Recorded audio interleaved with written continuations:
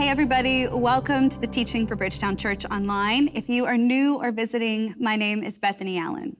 Please turn with me in your Bibles to Philippians chapter 4.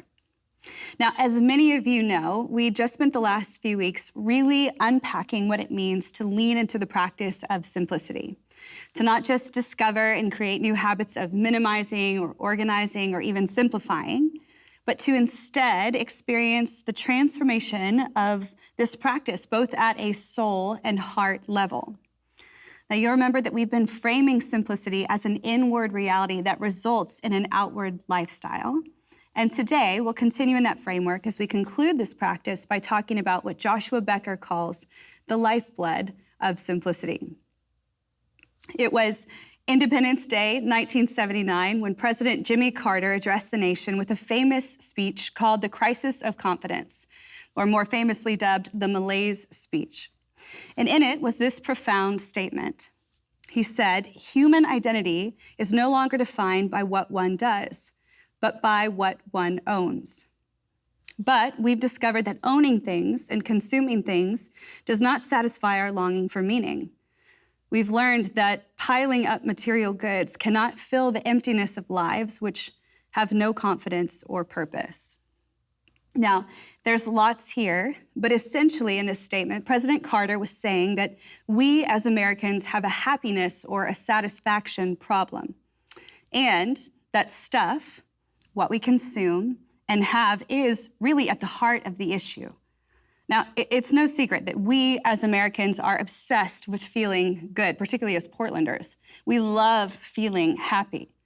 In fact, it's now a scientific reality that we are, despite a myriad of social and economic achievements, despite a technological revolution and a ratio of wealth most of the world would marvel at, still dissatisfied.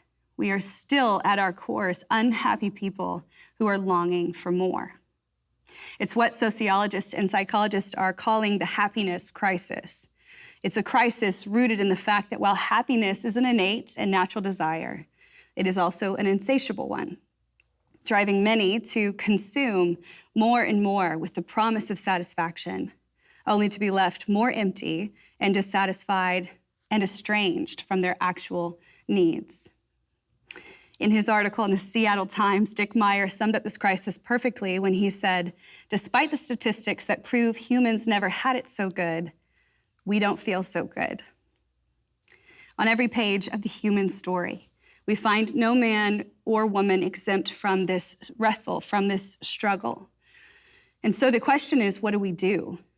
And is there a way to reconcile our desire for happiness and at the same time find peace and satisfaction for our souls?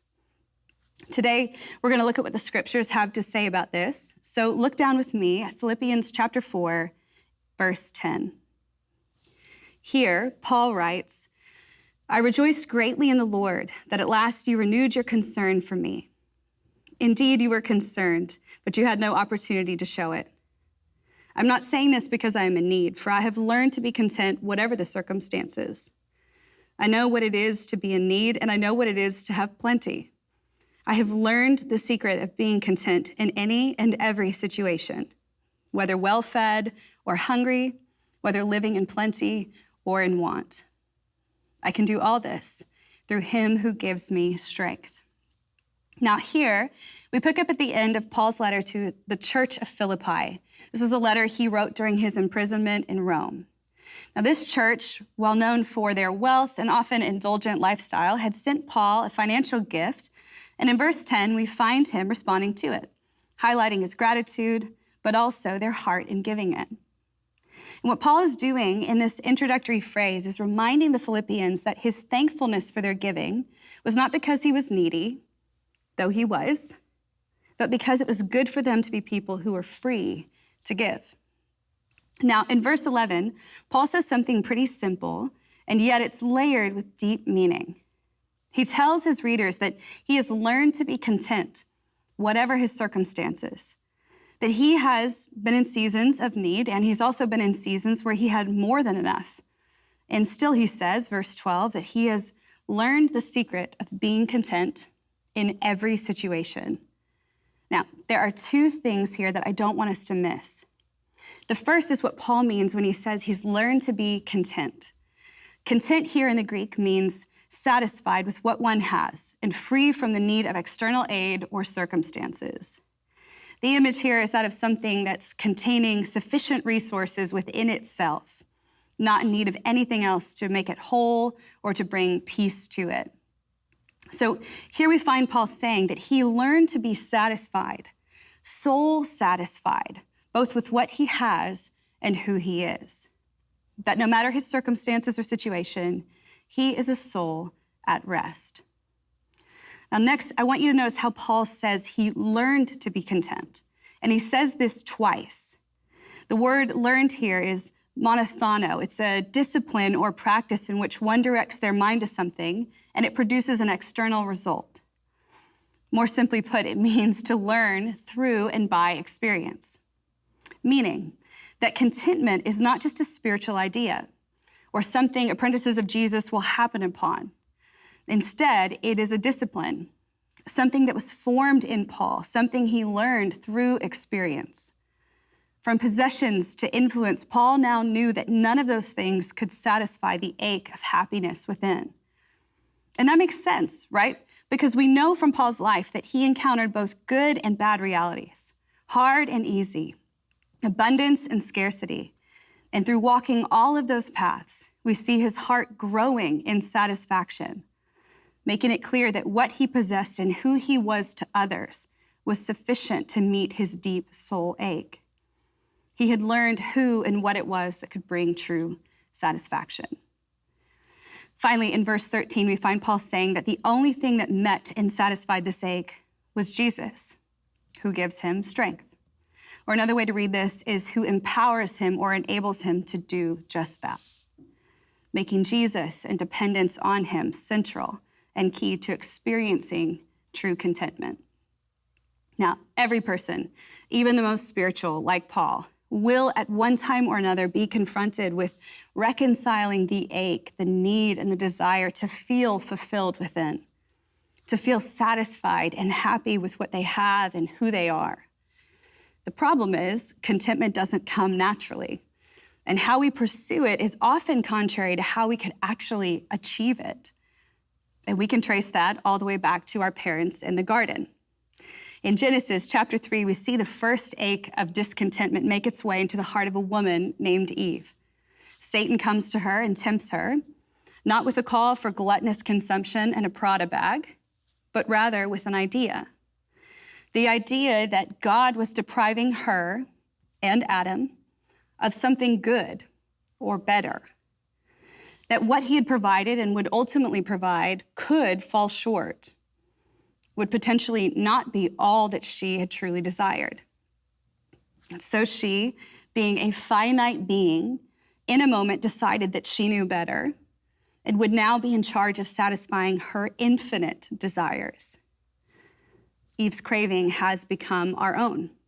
We have inherited the ache of discontentment. The questions of God depriving us of something good or better still lingers in our hearts today and pushes us to find a remedy. We keep thinking that there has to be more for us, a better house, a better husband, or children, or more money, or a better job, or better health, or intellect, or beauty, leaving us subject and enslaved to a driving, insatiable desire to satisfy our fleshly appetite, and to do so in any way we know how. Paul's words to the Philippians, while they could seem simple and polite, are actually pretty profound, because it's here that Paul was prophetically speaking into a culture that understood full well the metrics of abundance, of gluttony, all fueled by the ache for happiness and satisfaction. And notice that Paul wasn't speaking to them as though he didn't understand their reality, but as though he did.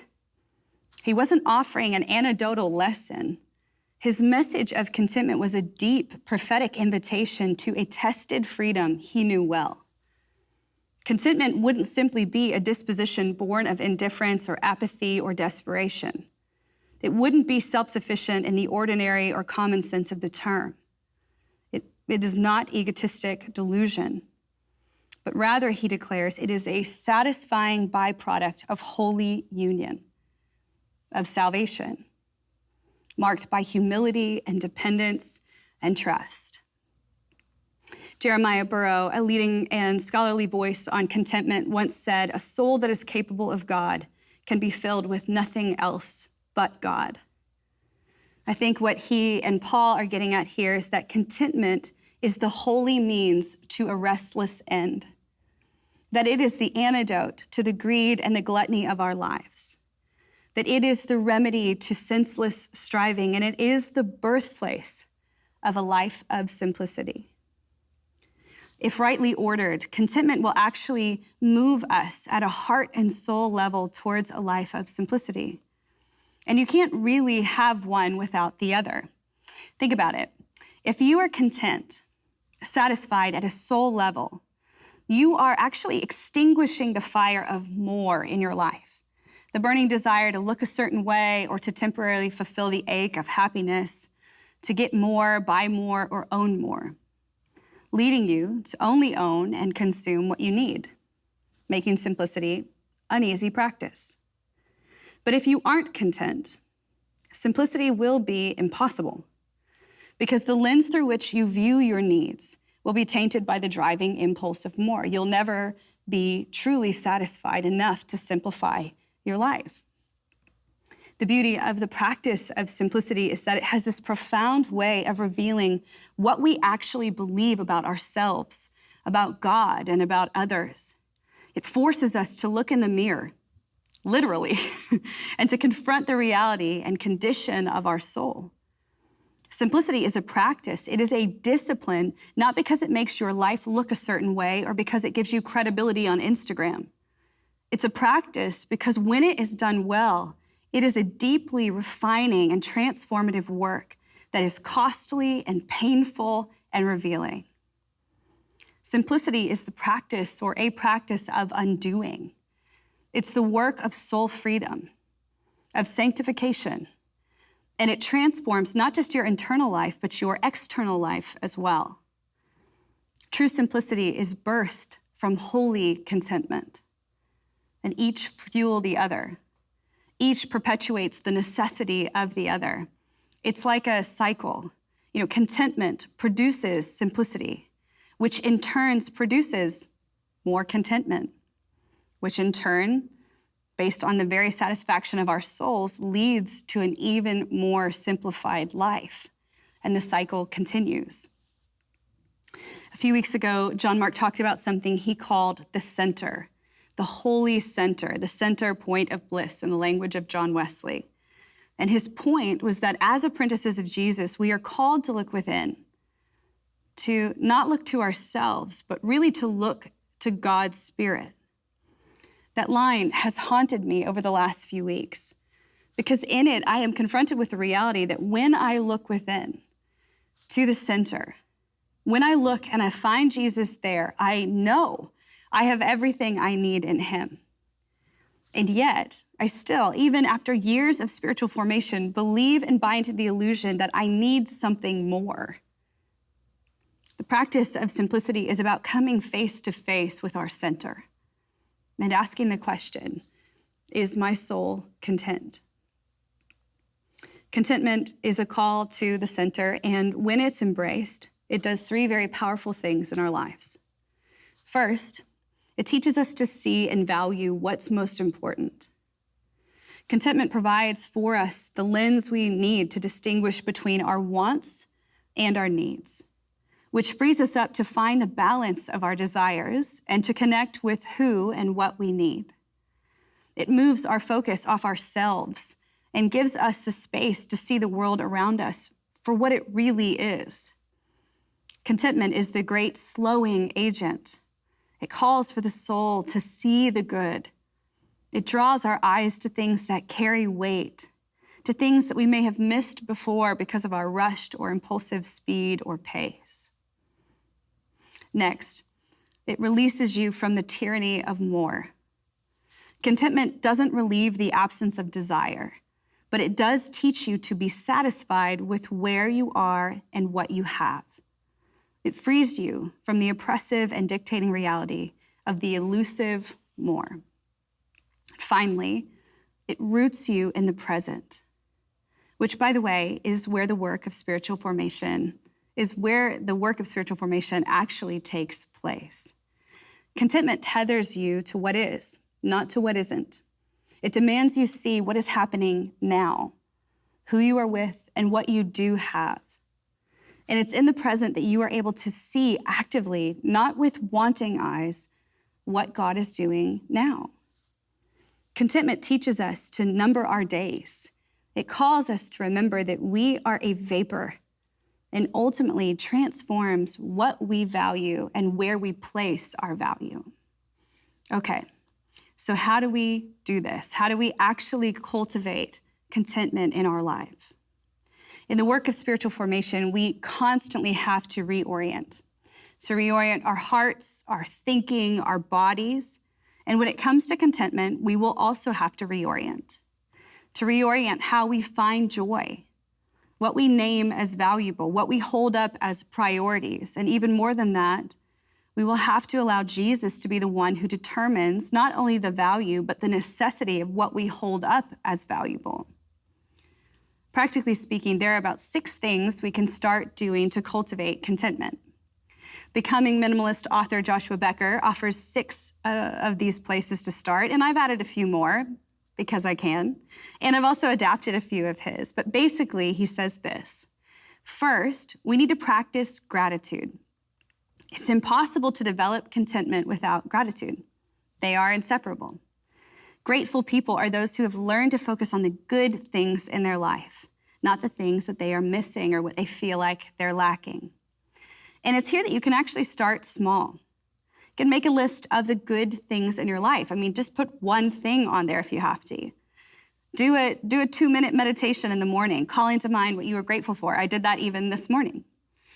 Talk about what you're grateful for around the dinner table, if you eat at a table.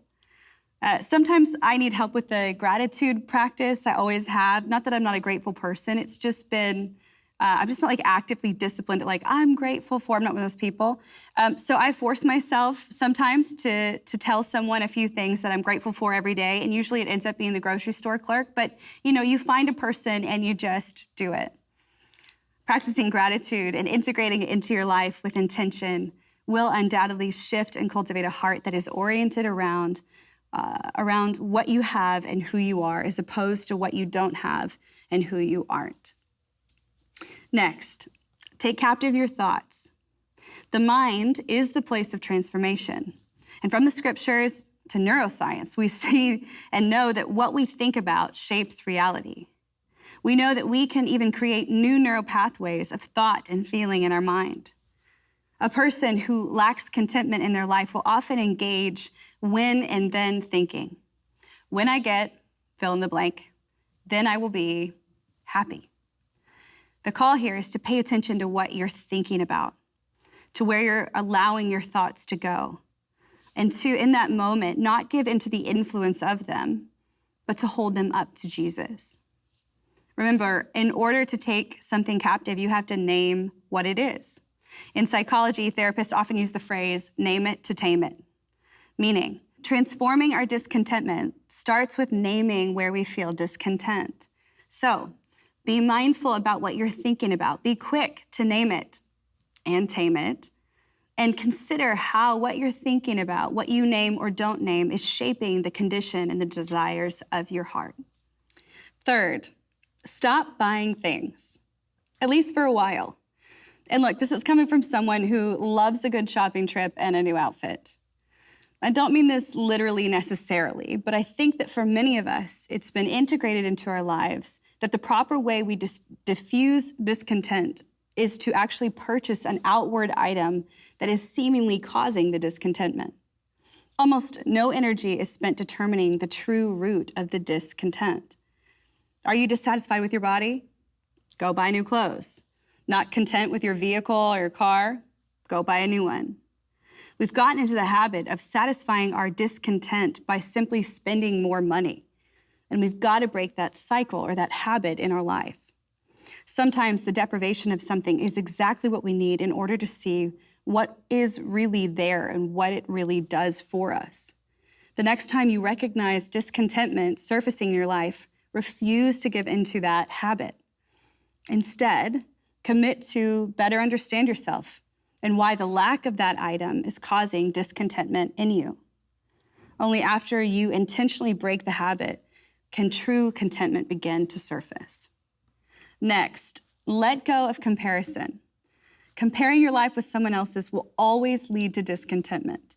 It's been said that comparison is the thief of joy, and that is true. There will always be people, always, in our life who appear to be better off than we think they are. They will look perfect and seem perfect on Instagram. But look, it's a fact. We always compare the worst of what we know about ourselves to the best assumptions that we can make about other people, which isn't fair. Their life really is never as perfect as we make it out to be. So we've got to stop comparing. We've got to get out of the headspace of competition and allow reality to tell us the truth about ourselves and about other people. Next, we've got to regularly invest in the life of other people. Now, that may sound simple enough, but it's really, really important. When you begin helping others, when you share who you are, time, money, energy, you actually find yourself becoming more content. This practice forces you to look beyond your life and circumstances, and it grants you perspective not only of who you are, but of who you are becoming. Do this out of a place of love. Do this out of a place of genuine affection for other people, but also allow it to be a transforming space for you to understand who God is designing you to be. Investing in others calls you forward. It demands you look at what it is that you have and see it and name it as good. Finally, in the words of Joshua Becker, be content with what you have and never with what you are. Becker's point here is to keep growing, to keep leaning in, to keep going to the center and facing Jesus there. Practice contentment. Push into what is hard and let it reveal what is still broken and in need of healing. Contentment is not the same as complacency. Instead, it really is a call towards greater holiness. Now, for the apprentice of Jesus, the journey towards contentment can often feel overwhelming and far off. In fact, many of us are discontent about our discontentment. I thought that was a funny joke. But in all seriousness, while the invitation and transformation of contentment will require lots of patience and fortitude, it will also begin its work immediately. Meaning, we can, in a moment, be freed from the tyranny of what our world demands. We can find reprieve and soul-level freedom in the places where we've only known bondage. Contentment realigns us to a dependence on the only one who can satisfy our souls.